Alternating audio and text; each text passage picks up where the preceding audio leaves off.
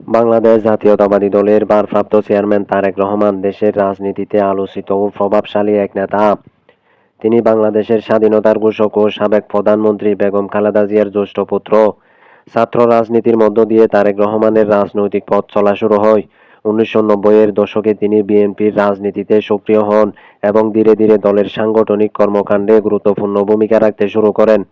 2001 সালে বিএনপি ক্ষমতায় এলে দলের নীতি নির্ধারণী পর্যায়ে তার প্রভাব বাড়ে। দল পুনর্গঠন, সাংগঠনিক শক্তি বৃদ্ধি এবং রাজনৈতিক কৌশল নির্ধারণে তিনি গুরুত্বপূর্ণ দায়িত্ব পালন করেন।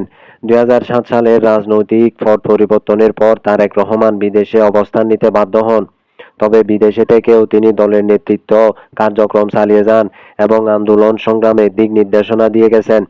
2018 সালে তিনি আনুষ্ঠানিকভাবে বিএনপির ভারপ্রাপ্ত চেয়ারম্যানের দায়িত্ব গ্রহণ করেন।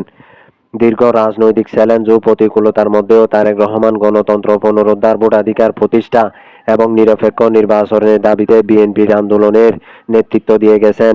তার নেতৃত্বে দল সাংগঠনিকভাবে আরও সক্রিয় ও ঐক্যবদ্ধ হওয়ার চেষ্টা করে।